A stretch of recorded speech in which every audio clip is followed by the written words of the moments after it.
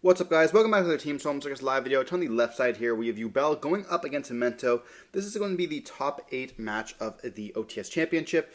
We are going to be seeing the Yubel player end up taking the win. Now, we both know what our opponent is playing here. They end up winning the die roll. We have played each other earlier in the round, so we are both familiar with each other's decks. Here we do see a copy of Track going to be started off. That's going to let us search for a copy of the Lurie or the Engraver here. They're going to discard the copy of Lurie. We are going to be chaining Droll and Lockbird to this. Now that is going to be quite good, but there are lots of cards in the deck that can play through this, including the copy of the Field Spell that's in their hand. Now we will cut off a bunch of different lines, using the Spirit or using the copy of the Gates, but we do see them go up into a copy of Requiem, which is going to then go up into the copy of the Engraver here. They can equip the Engraver as well, but we can start off with the Throne as well, destroying the copy of the Spirit, summon up the copy of Yubel, giving us an additional body. Now we won't be able to go for the Spirit, like I mentioned earlier, to going for the Nightmare Pain to let us get an additional search for the Squirmer, and we're not going to be able to get the Gates or the copy of the level 2 guys there, but we will be able to continue playing through this by being able to go into Engraver, then going up into the copy of Necroca Princess. We're then going to be able to activate the effect of the Engraver to summon itself out by returning the copy of the Requiem, and then we're going to go up into a copy of the Sequence. And then this is going to allow us to have access to another copy of the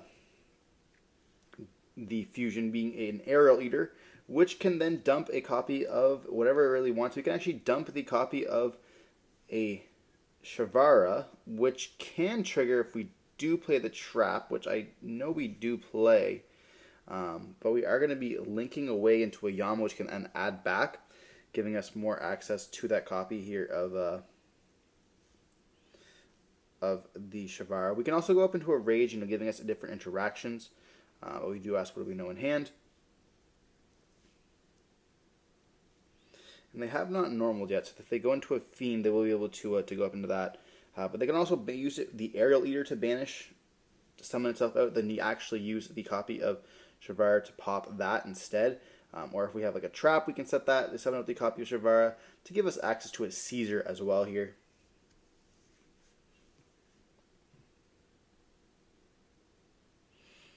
We're going to be thinking about linking away. Now, I'm not exactly sure. We're going to go up into a Muckraker. The Muckraker can discard the copy of Ash, summon the copy of Spirit. Spirit can then place the copy of Nightmare Pain onto the field. And we can actually pop the effect of we can pop the Spirit to summon out the copy of Shavara. We can then chain the copy of Yama, summon out the Aerial Eater, as well as the Spirit's going to summon out the copy of Yubel. And we had a choice here. We can either go for a Caesar or we can go for the whatever it's called there, the copy of the Rudis. But going for this, we can actually make the Phantom as well here, and then just pass turn on that. We're going to be seeing a draw for turn. Then we're going to normal summon the copy of Anguish, activating the effect to search for a copy of the Tachi no Shigu. So we're playing through an Ash, a copy of Phantom, and then also a copy of Caesar. We're going to activate the effect of Tachi no Shigu. We're going to be seeing the Caesar going to be negating that, setting the Trap from the deck as well. I'm not exactly sure why they didn't do that the previous turn. I would have been able to bring out Rage, which would definitely have been more helpful. We're going to activate the Engraver, searching for a copy of Track. We're then going to activate the Track, is going to let us search for a copy of Lurie and discard the copy of Lurie, which can bring itself out. I mean, they do have lots of interactions here as well. We know they had the second Ash in hand, just because I played this yesterday. We're going to go for the Requiem, and then Requiem's going to activate the effect here, summon the copy of Engraver.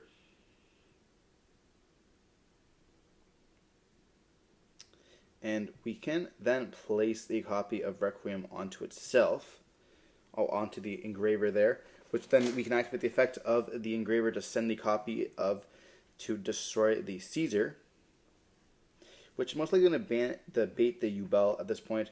We're going to then activate the effect, sending the Engraver, or sending the Requiem, target the Caesar. They are going to chain the copy of Phantom, but we do have to call the grave for this Phantom there, which is going to get rid of 2 interactions. Very important, The Caesar and the Phantom both were able to be crazy cards there.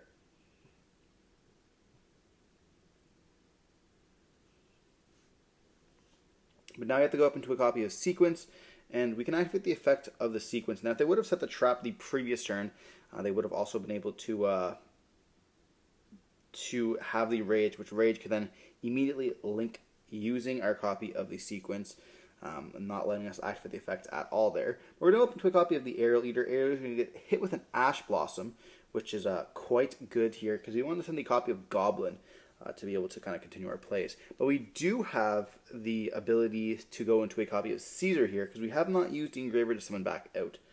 So we can go into a Caesar or a Beatrice. At this time I was playing Beatrice.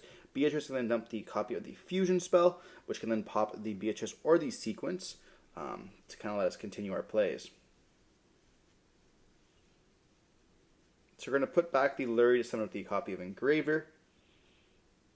And we're going to go up into a copy of Beatrice. Beatrice can then activate the effect detaching the copy of the Aerial Eater to send the copy of the Fusion spell. And at this point I do ask about if the Fusion spell says Possession. I completely forgot about the fact that we're going to be destroying the copy of Beatrice with the Fusion spell. I was essentially just asking, I wanted to ask a judge what Possession, like if I had the Tachi Shigu in the hand and it was destroyed by the Caesar, is it still destroyed in my possession? But the answer was yes here, so we're going to be sending the copy of the Fusion, but the Fusion was going to be destroying the Caesar, or the Beatrice anyways, which was going to be able to then let us search and use the graveyard. So I wasn't exactly sure what I was thinking there. I think that I was just trying to, I want to make sure I'm making my plays correctly, honestly. But we're going to go into the Fusion, returning all three, but the Horn Dragon should still be in the graveyard, actually. But we're going to be sending the copy of Sleepy, the Fusion, as well as the Gatic. And the Horn Dragon being in the graveyard is actually going to be beneficial for our opponent. Or I guess the lack of it's going to be beneficial for our opponent, because we're going to have to send one more thing in the graveyard to be able to continue that play, which definitely is unfortunate. You want to be able to, we should be able to easily OTK here, but having one name missing from the 5 can be what changes the game for us. We do have the Sleepy, which can then summon itself out, activating the effect using itself plus the Gatic to go up into the Twin Dragon, which can then let us search for more stuff here and destroying itself. We can search for the copy of the level 5, or not level 5, the Kramon Creation, as well as the Goblin here. And then we'll see the Twin Dragon as well as the copy of the Memento City, which can summon up the copy of the Goblin as well as the copy of Sleepy. And this is where, if they would have had something else like a Nibiru, it would have been a little bit better for us by still having that Horn Dragon in the graveyard here. We're going to be activating the Goblin effect, sending the copy of the Angel Witch as well as the copy of Darkblade to the graveyard, which can then give us enough materials to then summon out the copy of the big guy there. Which we could just activate the effect of the Fusion to pop their copy of Muckraker and then be able to attack exactly for 8,000. Being kind of crazy that 5,000, 5,000, and 3,000 with the Fusion monster definitely is super easy to OTK with, which is quite nice, being able to play through that board. Now, we did have a lot of gas with the Engraver as well as the copy of the Anduich there. I don't think the rest of our hand was that good. We did have the copy of Droll and Lockbird to kind of hit our opponent there, which was definitely useful, but I don't remember if we had another hand trap at all or anything else. But we are going to move on to game 2, where the Yubel player will be able to choose to go first or second. And obviously it is a very die roll dependent format, but when you lose the die roll and you still end up taking game 1, it definitely feels bad. Or I guess I should say, when you win the die roll and you lose game 1, it definitely feels bad here. But we are going to be seeing the Yubel player start off with a little bit of a worse board by activating a Nightmare Pain. And this is only going to be a 1-up in the deck, but it's going to be able to activate the effect, destroying the copy of Spirit, and being able to summon out the copy of the Yubel and searching for the Squirmer. We do then have the effect of Gates that we can then activate to search for a copy of the Dark Beckoning Beast. And we do have quite a good combo going on here. We're going to activate the effect of Beast to be able to search, and we are thinking on this, which gives kind of the odd thought. You want to search for either a Chaos or a Dark Beckoning Beast, which is not really a target you want to Ash. They're thinking about linking away here, but they're going to use their additional normal to normal summon with a copy of Beast. Then they're going to go up into a copy of Moon, which means most likely they do not have a copy of the Engraver in their hand. They're going to be able to return both of those to go up into a copy of Spirit, breaking them from their hand traps at this point. We did kind of think about maybe ashing that copy of Beckoning Beast, which gives them the impression that maybe we have an ash. So being able to go up into the Requiem and not worry about that being ashed by having the Phantom is definitely a benefit for them. But we're going to see this go into a copy of Sequence, which can then be able to activate its effects, but get hit with a copy of Imperm there, because Phantom would only protect from monster effects. So here we bring out the copy of Spirit with the Gates, and then we're going to switch them to the copy of Squirmer. Squirmer is going to pop the copy of the Spirit, summon the copy of Yubel, and that's going to just let us link up into a copy of the Yama. Yama can then search for a copy of Shavara, and we are off to the races. We're going to be able to add back the effect of Gates, once again being able to add back the Gate, which can just be a set card that we can pop with the copy of Shavara. But we're going to go up into a copy of Rage. This should be the full Caesar setup. We're going to be summoning up the copy of the Spirits by setting the... Or, I guess it's not going to be the Caesar, it's going to be the copy of Virudus instead. But we're going to be summoning out the copy of Spirit, and then popping that with the Shavara, which can then bring out. And we do have the Caesar as well as the Virudus board here, because we can bring back out with Yama, and just pass turn on this. So this board should be pretty unbreakable, but we are going to still try to play with a normal summon of Anguish once again here. That's going to be able to activate the effect, searching for the copy of Tachi no Shigu. And then we're going to activate the effect, and we're going to be negating that with a copy of Caesar. And we do have a Bone Party to be able to do this, but they're going to most likely negate that with the Caesar as well, destroying both those cards. Kind of rough. We're then going to be seeing the effect of the Shavara at the Trap, and then we special summon out the copy of the Sleepy. Sleepy can then activate its effects, and they are going to chain the Rage to use the Sleepy to go up into a copy of SP, and unfortunately Sleepy cannot resolve because we do not control any other bodies. We have a Driver and an Engraver in hand, and we just scoop it up on that. Definitely not winning that one there.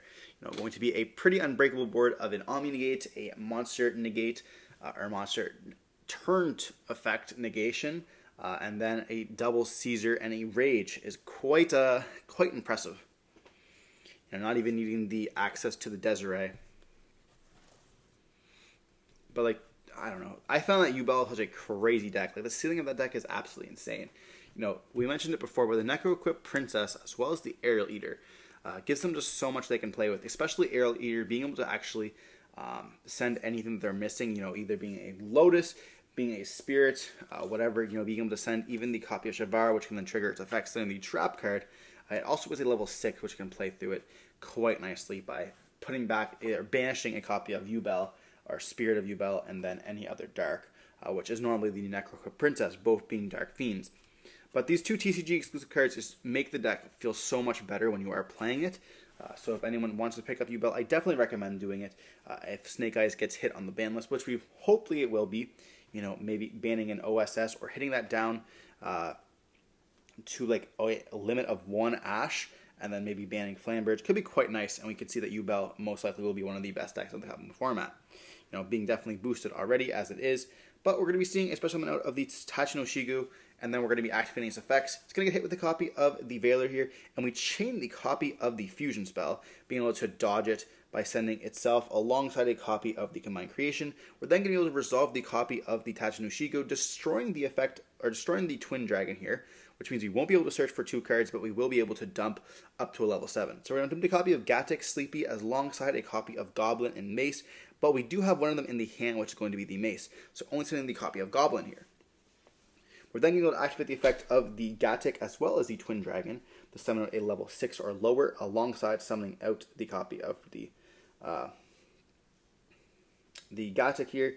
Gatic, and then the copy of the what's his name is going to be able to trigger. We're going to be Chainlink 1, the Fuse of the Sleepy, Chainlink 2, Gatic to add back. We're then going to be able to fuse up using the Gatic, the card that we just added back, as well as the Sleepy to go up into a copy of the Combined Creation Fusion, which can be able to activate the effect sending 3 bodies here. We're going to be sending the copy of the Trap, the Fusion, as well as a copy of, I don't think it necessarily matters, being the Anguish, because we have not used that effect just yet. We're going to be able to banish the copy of the Fusion, to search for a copy of the Field Spell, and now we're finally getting hit with a copy of Droll Knockbird. So we won't be able to actually use the Anguish anymore to be able to search, but we've done most of our searching that's needed. We have many cards in the graveyard that's going to be able to be useful for a return of the Combined Creation, which you're going to be seeing us do right now. We still have the Trap set up live as well, and a Pop. And, during our opponent's turn, we'll be able to bring back out the copy of the Anguish to be able to search once again. And so we're going to be going in the draw phase, any priority effects, but they go no, we flip up the Trap card, and now we can start using the effects to start negating. We're going to start off with a copy of Track. That's going to be fine. We're going to search for the copy of the Lurry, discarding the Lurry, and we are going to be activating the effect of the Combined Creation to be able to bring out the Anguish. Now we have Mace in the hand, but if we did not have Mace in the hand, we would be able to activate the effect of the Anguish to search for the copy of Mace. So here we're going to be able to activate the effect of the Anguish to search for either a copy of Sleepy or something else that we could use, later in that turn. Or then we're chaining the Mace to take the copy of the Lurry. That's going to be so that immediately on resolution that they can't just link it away and be like, oh, well, we have priority. So we're going to be going up into the copy, or searching for the copy of the Gatic here, and there's really no punishment of just chaining the Mace there at all anyways, but just important to mention. They're going to normal summon the copy of Samsara Lotus, and we do have quite a bit to play with.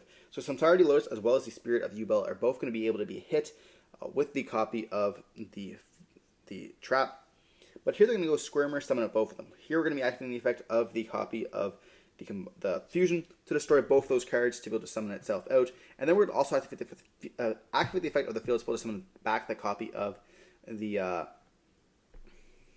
Anguish. This is just going to be so that if we do activate the effect of Sleepy, we can use the Anguish as well as itself to then fuse up into the copy of the Twin Dragon. They're going to again activate the effect of the Spirit, or the Squirmer, banishing itself to summon the copy of the Spirit. And at this point, they can activate the Spirit effect to set the copy of the Nightmare Pain, but we do negate that with the Trap card. Now, they don't have that much that they can do here. They're thinking about leaving it onto the field, but chances are we're going to be able to either steal it or find some way to end up beat over it. So they're going to end up choosing to go into a copy of Phantom, just so they can get some sort of negate on the field. But we are going to be able to negate that at any point with the copy of the Trap card. So we end up going end turn, not even using the effect of Sleepy because it's not going to be useful. Rather just use it for our turn, and there we're just giving them back their copy of Lurry. So here we're going to activate the effect of Anguish targeting the copy of Mace, and to destroy itself to summon itself out. Then we're going to activate the effect of Mace to be able to destroy itself to search. Search for a copy of the Anguish here, because we have not normal summoned. We're then going to normal summon, activate the effect to let us search for a copy of either Tachi no Shigu or a copy of the Horn Dragon. We're going to search for the Tachi no Shigu, which is going to summon itself out. We're then going to activate the effect of sending the copy of the Gatic alongside the copy of Sleepy. Now we already have a Sleepy in the hand here, so Gatic will be able to add back any other card if we want to, or we can add back the copy of the Sleepy. We're going to be adding back the Anguish, as well as summoning off of the Mentolian City. We're then going to activate the effect of Sleepy to summon itself to fuse into the Twin Dragon. Twin Dragon will activate the effect searching for the Horn Dragon alongside the copy of the Darkblade. And we have insane gas here overall. We're going to be able to summon out the copy of Hornblade here, and then we're going to be able to activate the effect of the Fusion, banishing itself to destroy the Hornblade, to be able to a Horn Dragon here to be able to summon or search out the copy of the Fusion. Now Horn Dragon is going to activate the effect targeting the copy of the Twin Dragon alongside the copy of Phantom as well as the Lurry. We're then going to negate that with the copy of Trap here, and this is going to let us bring out the copy of the Gatic. We can then link away both the big guy as well as the copy of Gatic for a copy of the Cross Sheep, and at this point we essentially won the game because we can just put back all the copies to bring out, as long as we put back both the fusions, or at least one of the fusions, we can bring out the copy of the big guy here. Then we activate the fusion spell, putting back those 3 that's left in the graveyard to go into that copy of the Creation Big Boy, and we have over 8,000 damage on board, which is going to be exactly enough for game. We're activating the effect to send 3 just because we have well, just because we are activating the effect correctly. But we see Memento end up taking it in Game 3, definitely coming in clutch, winning that Game 1 there, and then being able to choose to go first in Game 3. And their opening hand was not the greatest as well. I think only seeing the Veiler as the hand trap. But regardless, hope you've been watching the video. Don't forget to like, comment, subscribe, see more content like this. Stay safe. Peace.